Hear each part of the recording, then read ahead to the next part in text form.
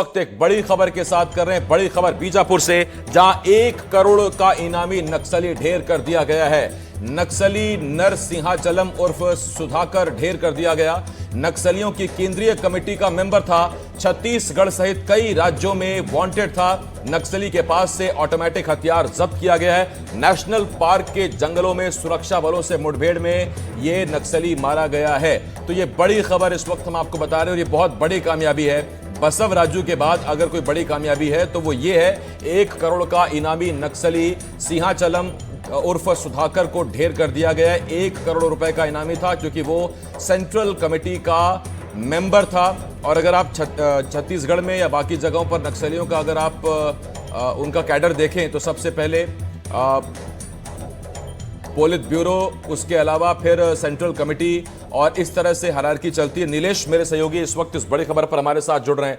नीलेश, बसव राजू के बाद बहुत बड़ी कामयाबी, 1 करोड़ का सेंट्रल कमेटी का सदस्य सुधाकर ढेर।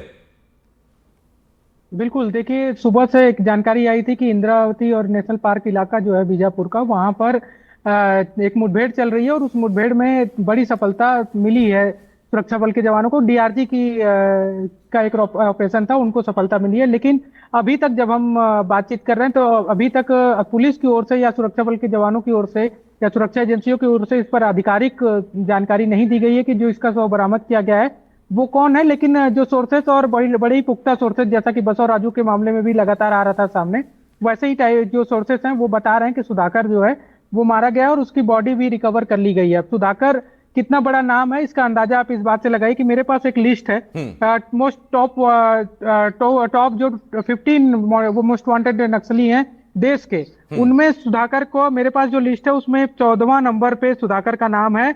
और ये सेंट्रल कमेटी का सदस्य भी है। इसके अलावा प्रभारी है सीआरबी यानी सेंट्रल रीजनल ब्यूरो जो है नक्सलियों का, उसका प्रभारी भी था इस इलाके में। और इसके बारे में एक और जानकारी जो हाथ लगी है वो ये है कि इसका जो रहने वाला है पश्चिम आंध्र प्रदेश के पश्चिम गोदावरी जिला जो है वहां का रहने वाला है।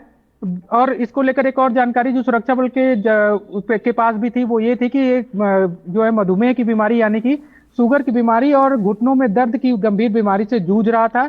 इस बात का इनपुट भी सुरक्षा बल के जवानों के पास था। और इस एक जानकारी मिली कि जो इस एरिया में काम कर रहा है तो उसको किस तरह से घेराबंदी की जाए, और आज सफलता मिली है जिसके बारे में बताया जा रहा है। जी आसिफ। नीलेश, कमाल की बात यह है, मैं ये सोच रहा था कि इतना बड़ा नक्सली, उसके आसपास सुरक्षा का घेरा होगा, कम से कम 10 से 15 नक्सली, दर्जन भर नक्सली उसकी सिक्योरिटी में होने चाहिए, लेकिन मुठभेड़ में केवल सुधाकर ढेर हुआ है, बाकी छोड़ गए क्या, भाग गए?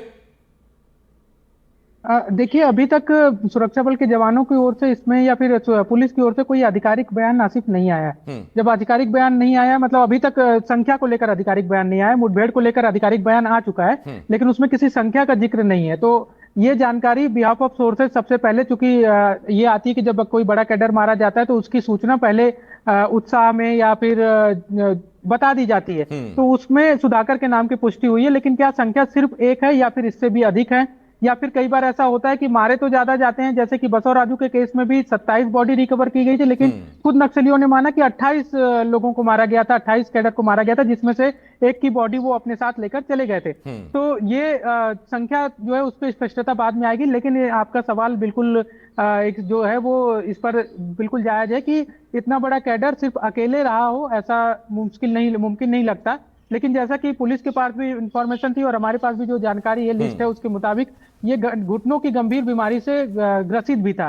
तो ऐसा हो सकता है कि जब घेराबंदी की गई हो तो बाकी लोग भाग गए हों, और ये चूंकि घुटनों की बीमारी से ग्रसित था तो ज्यादा भाग नहीं पाया हो और मुठभेड़ में मारा गया हो। तो ये भी एक हो सकता है। लेकिन क्या चीज एक्चुअल हुआ है ये तो जब डिटेल एक कोई जानकारी आधिकारिक तौर पे आएगी जो साझा की जाएगी तो उसके बाद ही पता चलेगा। लेकिन बड़ी सफलता यह है कि बसव राजू के बाद जबकि 15 दिन अभी पूरी तरह से नहीं हुए हैं, 21 मई को बसव राजू मारा गया था जो इनका सरगना था। और उसके बाद आज सीआरबी जो इनका सेंट्रल रीजनल ब्यूरो का जो सरगना कहा जा सकता है, प्रभारी कहा जाता है, सेंट्रल कमेटी मेंबर है, वो उसको मार गिराया गया। और छत्तीसगढ़ में अकेले इस पर 40 लाख रुपए के इनाम थे। लेकिन क्योंकि सेंट्रल कमेटी मेंबर है और अलग अलग राज्यों में मोस्ट वांटेड रहते हैं, तो उसमें एक इनके इसका अगर वही गृह मंत्रालय, इनाम की राशि एनआईए, देखा जाए बाकी बाकी तमाम राज्यों राज्य का, सरकारों की तरफ से इनाम की राशि, चूंकि बड़ा नक्सली है तो राशि 1 करोड़ या उससे ज्यादा भी हो सकती है। बहुत धन्यवाद करता हूं, मैं आपका अपडेट लेता रहूंगा नीलेश आपसे। नीलेश मेरे सहयोगी इस वक्त इस बड़ी खबर पर हमारे साथ जुड़े हुए थे। तो